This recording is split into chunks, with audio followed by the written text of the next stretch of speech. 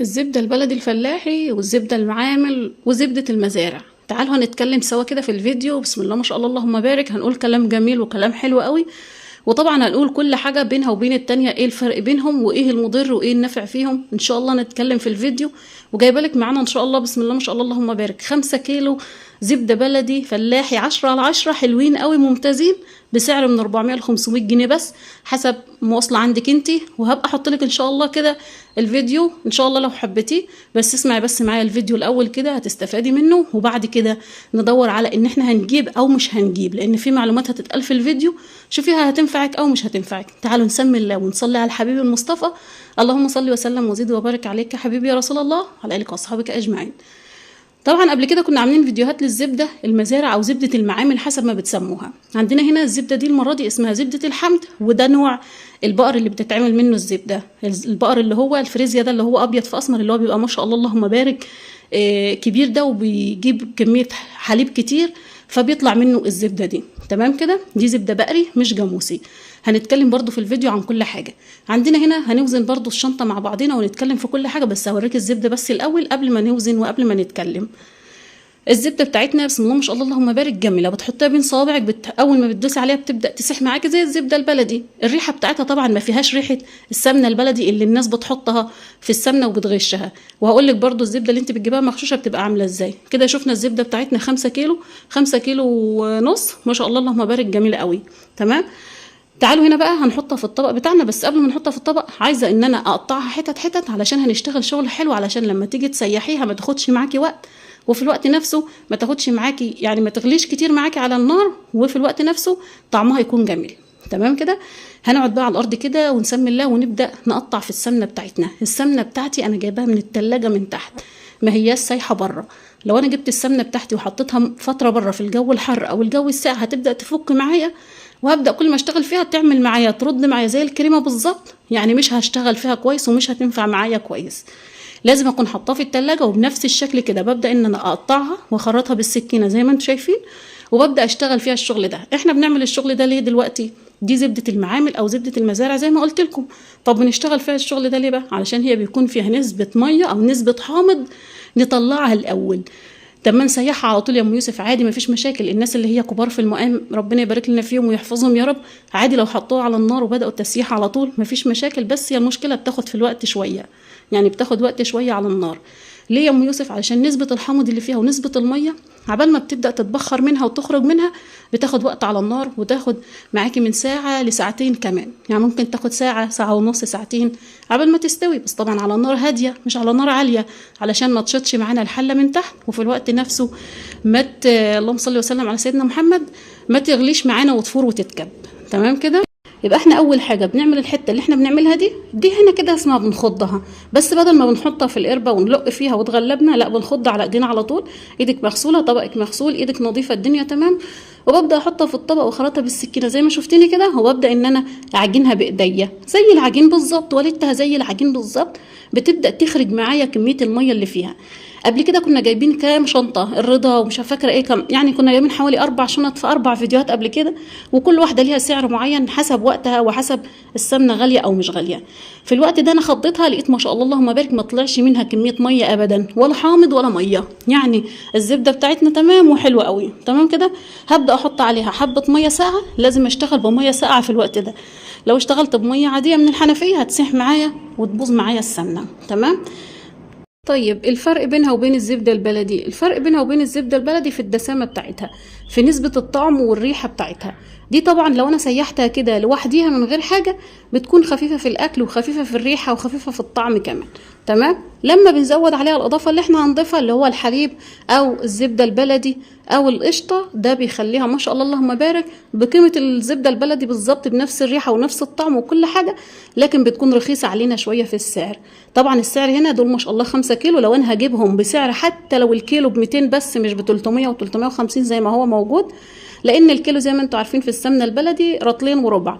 الرطل اللي عندنا احنا اصلا في الارياف دلوقتي الرطل ب 120 جنيه، ده بيخرج من بيت الفلاحه زي حالاتي كده لسه هيوصل للتاجر ولسه التاجر هياكل فيه عيش. تمام، ده الرطل ده اللي هو الكيلو رطلين وربع.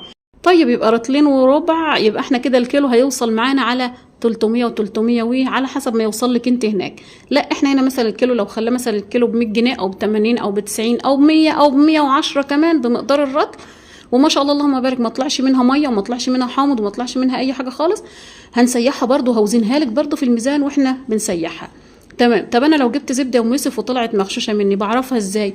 انا قلت لكم قبل كده في كذا فيديو، هحط لكم فيديوهين برضو في صندوق الوصف، تعرفي ازاي الزبده المغشوشه البلدي والزبده المزارع وزبده المعامل والكلام ده كله. زبده المعامل اللي جايه على النت دي كلها اللي الناس بتقول عليها زبده بلدي، لا دي مش زبده بلدي فلاحي زي بتاعتنا، لا الزبده البلدي الفلاحي بتاعتنا عمر الكيلو ما ينقص فيها عن 300 جنيه و250 جنيه و280 جنيه. تمام كده. ليه بقى؟ لان كل حاجه غلت، كل حاجه غلت في البيوت، الاعلاف غلت والحشائش غلت والبراسيم غلت وكل الحاجات دي غلت. فطبعا انا مش هبيع لك انا الحاجه بالرخص زي ما هي واشتري انا العلف والحاجه بالغالي، لان انا السمنه دي مش بطلعها غير لما الجاموسه بتاكل معايا زبده، غير لما الجاموسه بتاكل معايا كزب وعلف وتشيش وتبن ويعني الكلام ده كله، فهمتوني؟ فكل حاجه بتغلى لازم غصب عن الفلاحين يغلوا الحاجه علشان يجيبوا اكل عيشهم هم كمان. تمام. غير جريهم هم بقى ورا الجاموسه، يعني تنظيف ليهم، السبخ، التراب، شيلوا الزباله اللي تحتيهم، الحاجات دي كلها بتاخد برضو معاهم تكلفه. تمام. طب احنا بقى لو جبنا زبده وطلعت مغشوشه زي ما قلنا، الزبده المغشوشه بتاعتنا طبعا بتعرفيها، اي زبده بلدي تيجي تشتريها وليها ريحه السمنه البلدي قوي دي ما تجيبيهاش. دي زبده بلدي مزارع بيعملوها بنفس الشكل اللي انا بقول لك عليه، انا مش بعملها كده علشان الناس تعمل زيها، لا انا بعملها ليك انت، لمصلحتك انت، لبيتك انت، لانك انت ممكن تشتريها زي كده شكل السمنه البلدي بالظبط، شكلها بسم الله ما شاء الله اللهم بارك جميله، بس هي في الاصل جايبينها زبده معامل من الرخيصه. فاحنا لو ما هجيبش السمنه البلدي الفلاحي من واحده فلاحه من البيت، ما تجيبيهاش من التجار، لان انا ما اكدبش عليك اقول لك التجار كلهم ملايكه، لا اذا كان تاجر منهم ملاك، العشرة كمان ما شاء الله عليهم بيحبوا الرزق الكتير فبيحبوا يزودوا، وبرضه ربنا يحاسبني على الكلمه دي لان انا جربناها 1000 مره، وانتوا كمان هتكتبوا لي في التعليقات وتقولوا لي احنا جبناها 1000 مره وطلعت مغشوشه. علشان كده بقول لكم احنا لو جبنا الزبده دي بيكون سعرها متهوت شويه، بحط عليها كيلو زبده بلدي بس، او لو ما عنديش زبده بلدي وما عرفتش اجيبها بجيب كيلو حليب جاموسي، او 2 كيلو حليب جاموسي بيكونوا سعرهم مش غالي، او الكيلو ب 30 جنيه مثلا ب 40 جنيه، هتجيبي ب 100 جنيه حليب وتحطيهم عليهم زي ما هنشتغل الوقت كده. بعد ما عدلتهم لو انت عايزه تحطيهم في الفريزر ارطال زي ما انت شايفه كده، هو الشكل ده بيكون شكل الرطل، بس طبعا ممكن يكون وزنه اكتر او وزنه اقل شويه. تمام. فانا مش ايدي مش ميزان وانا مش وزنت، لان انا هسيحهم. لو انت هتسيحيهم، لو انت مش هتسيحيهم هتحطي كل كعبيره زي كده في كيس وتحطيهم في شنطه كبيره وتحطيهم في الفريزر، لما تحتاجي هتنزلي منهم الرطل منهم. جبت الحله وحطيتها عندي على النار، واول ما فكت بس معايا كده رحت حاطه الحليب معاها على طول يغلي معاها في نفس الوقت. ليه يا ام يوسف؟ علشان الحليب ده القشطه اللي موجوده فيه هتزود لي الزبده بتاعتي، بتخليها حلوه قوي، بتخليها زي البلدي بالظبط وطعم البلدي وريحه البلدي. كل ما هزود ليها حليب كل ما هيديها قيمه غذائيه عاليه وهيديها ريحه حلوه وطعم حلو، بس هياخد معايا وقت شويه في السوى. ليه؟ لان انا محتاجه ان الحليب ده كله يتبخر من السمنه، وفي الوقت نفسه المرتة بتاعته او القشطه بتاعته اللي فيها هتديني طعم السمنه البلدي بالظبط. تمام. عملنا كام فيديو مع بعضينا بسم الله ما شاء الله اللهم بارك جميل وحلو. في ناس بتحب تجيبها وفي ناس بتقول لك لا انا ما اجيبهاش، انا اجيب السمنه البلدي زي ما ترتاحي برضو. انا بس حابه ان انا اوفر لكم او اديكم حاجه توفر معاكم او حاجه بديل للسمنه البلدي. فاحنا بكيلو الحليب اللي احنا بنحطه ده، دي مثلا سعرها مثلا يعني خلاها الشنطه ب 500 جنيه، وجبت كمان ب 100 جنيه سمن، ب 100 جنيه حليب مثلا. طيب بعد ما نسيحهم هتطلع معانا ما شاء الله اللهم بارك. هوزن لك الميزان برضو بعد ما نسيحها ونخلص وهقول لك طلعت لنا قد ايه، وهي فعلا هتكون موفره معاكي ولا لا. تمام كده. حطيناها على النار وطبعا مهديه النار عليها علشان شايفه الحليب اللي فيها، الحليب اللي فيها بيخليها تفور. لو السمنه بتاعتي دي لوحدها مزارع او معامل ومحطوطه على النار مش هتفور بنفس الشكل. الزبده المغشوشه عندك ما بتفورش خالص، بتغلي زي الميه بالظبط، زي ما بتحط ميه للمحشي كده او للسليق المكرونه او للحمه وتغلي، هي هتغلي نفس كده بالظبط، لان بيبقى فيها نسبه ميه كتيره. الشنطه دي ما شاء الله اللهم بارك ما فيهاش نسبه ميه كتيره، يعني موفره. فهمتوني؟ بس كميه الحليب اللي احنا حطيناهم هي اللي مخلياها بتفور معايا وهتتكب مني علشان الحليب اللي فيها، لان انت لو غليتي الحليب لوحده بيفور معاكي وبيتكب. تمام. علشان كده بقول لك هنا هدي النار خالص وسيبيها تقعد ساعه 2 براحتها خالص تستوي.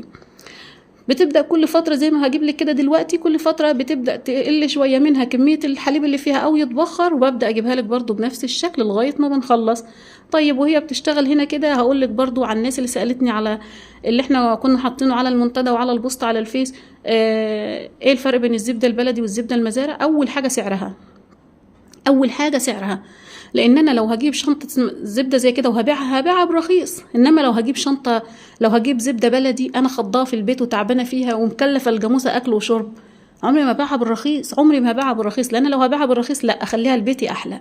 احنا يا فلاحين بنقول كده، الحاجه لو هتتباع مش بتمنها لا بلاش منها خالص، خليها لبيتي الولاد ياكلوها احلى. تمام.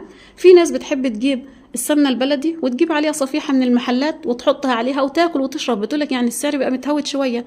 هنا بقى وصلت الزبده معانا بدات تتخن شويه زي سمك البشاميل كده، خلاص على كده يبقى هي بدات كده تستوي معانا. تمام. هنا بقى مش هتاخد دقيقتين 3 بالظبط وتبدا تستوي معانا الزبده بتاعتنا. يبقى انا اول حاجه تعرفني ان دي زبده معامل او زبده بلدي، حتى لو هي بتقول لي زبده بلدي والسعر رخيص، لا يبقى دي مش زبده بلدي، ما تصدقيش ابدا ان دي زبده بلدي. لان الفلاحه نفسها هنا بقى معلقتين ملح علشان ما ننساش، الفلاحه نفسها مش هتبيع الحاجه بالرخص عليها وتغلبها وتخسر فيها. تمام. طيب هنا بقى حطيت معلقتين ملح، وبالوقت ده قبل ما تستوي برضو بحب احط الملح علشان تبدا تستوي. شايفين بدأ تاخد التنقيره دي، هي خلاص على كده السمنه بدأت المرته تنزل لتحت والسمنه بتاعتي تطلع لفوق. هنا بقى معلقه كركم دي اختياري، انا بحطها طبعا علشان رفع المناعه زي ما قايله لكم قبل كده لابني، ربنا يشفيه ويعافيه يا رب. انتوا برضو انتوا حريتكم، وبتدي لون للسمنه جميل وما بتغيرش خالص من طعم السمنه، ولا بتغير من طعمها ولا من ريحتها. السمنه بتاعتي بدات تفك ما شاء الله اللهم بارك، بتبقى عامله زي المخنوقه شويه كده وتبدا تفسر معاكي زي ما انت شايفه كده. كده خلاص السمنه بتاعتنا ما شاء الله اللهم بارك بدات المرته تنزل لتحت لوحديها والزبده لفوق. بمناسبه المرته اللي فايض معانا ده، لو انت حابه تحطيه في المش الفلاحي يتخن لك المش هيخليه جميل، لان دي يعتبر جبنه وما شاء الله حلوه مستويه وجميله، ما هياش فيها الحامض بتاعها او الشرش بتاعها تبوظ لي المش. لا لو حطيتي اللي فايض معانا في السمنه ده، لو جبتيها وحطيتي عليها حليب وحطيتيهم في على المش الفلاحي بيخلي لك المش يتخن شويه كده، والجبنه اللي فيه بتخليه جميل قوي. تمام. تعالوا هنا بقى بعد ما خلصت خلاص هبدا اديها بس تاخد قلبتين بس على النار بسيطه كده، وابدا اطفي النار بقى عليها واسيبها لما تهدى علشان نعبيها في البرطمان. في الوقت ده انا مش بخليها لما شايفين هنا انا طفيت عليها امتى بقى، لما لقيت السمنه المرته بتاعتي بدات تاخد اللون اللي هو الذهبي، المرته تحت بدات تاخد اللون الذهبي كده، خلاص اطفي على طول، لان لو خليت اكتر من كده هتبدا تتحرق معايا. تمام. والسمنه بتاعتي لما بتتحرق بيبقى طعمها مش حلو ولونها كمان مش حلو. ايه اللي بيعالجها انك انت تعجني حته عجينه وتحطيها فيها، هتمتص لك كل الشوائب اللي هي موجوده فيها، كل الاحمرار او الحاجات دي يعني. تمام. هنا بقى سبتها حوالي 3-4 ساعات كده حسب الجو، لو جو صيف بتخليها 5 ساعات، الجو شتاء بتخليها 3 ساعات بس كفايه. والبرطمان عندي نظيف ومغسول ومتعقم ونظيف وحطاه منشفاه، وكمان منشفاه بمنديل، يعني الدنيا 10/10 باذن الله. هبدأ بقى اجيبه واصفي السمنه بتاعتي فيه، بس بعد ما تبرد، ما تصفيهاش خالص وهي سخنه، لحاجتين هتعرق لك البرطمان وتبوظ على طول، وتاني حاجه هتسيح البرطمان. تمام كده. هبدأ بقى اصفي السمنه بتاعتي كلها، وهنبدأ مع بعضنا بسم الله ما شاء الله اللهم بارك نوزنها علشان نشوف احنا طلعنا قد ايه السمنه بتاعتنا، فيها وفر ولا ما فيهاش وفر. تمام كده. طبعا صفيحه السمنه بنشتريها من محلات، متهيألي الوقت متهيألي انا مشتريش من زمان، بس متهيألي حوالي 300 جنيه او حاجه زي كده، فده هنشوف السعر بتاعنا قد ايه. الصفيحه بتكون حوالي 2 كيلو ونص بس، ما بقتش 3 كيلو زي زمان يعني. وغير كده وكده بيقولوا مهدرجه، الله اعلم بالدنيا. السمنه بتاعتي ما شاء الله عامله انا عايزه اقول لكم زي البغاشه كده، حاجه حلوه. هنبدا بقى نحطها في التلاجة، بس هنوزنها الاول قبل ما نحطها في التلاجة، واصفي كل السمنه بتاعتي. وزي ما قلت لكم اللي فايض في الحله ده حطيه في المش عندك الفلاحي، بيخلي المش سمكه يبقى تخين شويه وحلو، لان دي يعتبر جبنه من الحليب، لما الحليب خرز معانا تحت عمل جبنه طبعا، والقشطه بتاعته راحت مع السمنه، ساحت وراحت مع السمنه، فهمتوني؟ بس اصفي بقى كل الكلام ده كده، وان شاء الله باذن الله ما تنسوش بس كده دعمكم للفيديو بلايك وشير، وطبعا اشتراك في القناه لو حبيتوا، وان شاء الله خد لكم جوله كده في القناه ما شاء الله اللهم بارك، عليها حاجات حلوه وعليها حاجات جميله هتستفادوا منها باذن الله. انا متاكده باذن الله انكم هتستفادوا من الفيديوهات، لانها كلها فيديوهات تعليميه ما شاء الله اللهم بارك، كلها فيها قيمه، كلام حلو ومعلومات جميله. هتستفادوا منها ان شاء الله. وهحط لكم كمان شويه فيديوهات في صندوق الوصف. صندوق الوصف ده تدوسي على عنوان الفيديو وانت شغاله معايا كده، هتلاقيكي ما شاء الله دخلتي على كميه معلومات حلوين وفيديوهات جميله هتستفادي منهم باذن الله. هصفي بقى كل السمنه بتاعتي كده، وهبدا ان انا اعمل ايه، اوديها التلاجة علشان تجرمز معايا واوريكي شكلها ايه. بس تعالي نوزنها الاول. جبت الميزان بتاعي وصفرته، ومحدش يقول انت بتتكلمي كتير يا ام يوسف. انا بحب ان انا اقول لكم كل المعلومات اللي عندي علشان تاخدوا المعلومه كامله، بحيث انك تسمعي منه الفيديو زي ما انا هرزق من وراكي، زي ما انت تاخدي معلومه كامله. الميزان بتاعنا صفى بسم الله ما شاء الله بعد ما استوى وبعد ما تمام بقى كيلو، بقى 4 كيلو و200 جرام. 4 كيلو و200 جرام بسم الله ما شاء الله اللهم بارك. حلو بالنسبه لانه كان 5 كيلو وكيلو حليب، فالدنيا الحمد لله يا رب الانتاج جميل ما شاء الله اللهم بارك. تعالي بقى نوديها التلاجة وتقعد لها شويه، وبعد كده تعالي اوريها لك. طبعا تخزينها لو انت عايزه تحطيها في التلاجة مفيش مشاكل خالص. لو الجو صيف، لو الجو شتاء سيبيها على الرخام عادي، طالما مسوياها كويس والدنيا تمام فيها خلاص. سواء سمنه بلدي سواء دهن، كنا بنعمل برضو الدهن ونحط عليه حليب ونحوله لسمنه بلدي برضو جميل ما شاء الله اللهم بارك. ده طبعا انه كان في التلاجة. هنبدا بس اجيب لك حتتين منها كده بسم الله ما شاء الله اللهم بارك. الترميله فيها عجبه بجد بجد، حاجه حلوه قوي. ولون الكركم هو اللي مخليها كده. لو انت حابه ما تحطيش كركم خالص ما تحطيش، حابه تزودي الكركم شويه بيبقى مديها لون جميل. والكركم رافع للمناعه، حلو مش وحش ولا حاجه. عامله زي حب الرمل ما شاء الله اللهم بارك، عامله زي حب الرمل بالظبط. والسعر مش غالي عليكي ولا حاجه، وفي الوقت نفسه ريحتها جميله. لما تفتح البرطمان كده وتشميها الله ريحتها زي العسل، زي السمنه البلدي تمام. شويه الحليب اللي حطيناهم خلوها زي السمنه البلدي تمام. يلا حبايبي، اي سؤال عندك اكتبيه في التعليقات. ما تنسيش تدعمي الفيديو بلايك حلو منك طبعا، بيفرحني بصراحه. اللايك بتاعكم بيفرحني، والكومنت اللي انتوا بتكتبوه كمان بيحسسني ان معايا ناس كده يعني ايه فاهماهم وفاهميني، فهمتوني. يلا حبايبي اشوفكم على خير باذن الله في فيديو جديد ومعلومه جديده وحاجه مهمه لكم جديده ان شاء الله. لو الفيديو مهم طبعا اكتبي لي في التعليقات. في اي حاجه عايزه تسالي فيها عن السمنه البلدي، عن السمنه المزارع، عن سمنه المعامل، اسالي وانا تحت امرك. اي معلومه عندي انا مش ببخل عليها خالص منكم، ليكم كلكم. عمري ما هبخل على اي معلومه ليكم كلكم. انتوا كلكم اخواتي وحبايبي، ربنا يديمكم في حياتي نعمه ما تحرمش منكم ابدا. يلا حبايبي، سمنه زي العسل، شايفه الترميله بتاعتها زي حب الرمل بالظبط. يلا حبايبي اشوفكم بخير باذن الله في فيديو جديد وعلى خير ان شاء الله. مع السلامه.